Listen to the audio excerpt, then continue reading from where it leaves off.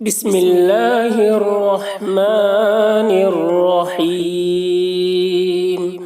بیت الخلاء میں داخل ہونے سے پہلے پڑھنے کی دعا: اللہم انی اعوذ بک من الخبث والخبائث۔ بیت الخلاء، اس کو خلا پڑھنا ہے، بیت الخلا نہیں پڑھنا ہے۔ بیت الخلاء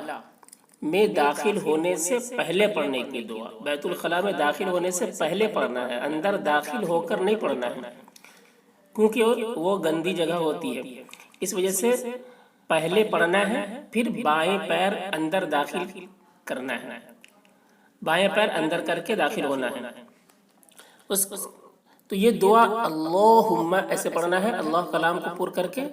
اور میم میں تشدید ہے تو غنہ کریں گے، اللہم ایسے، انی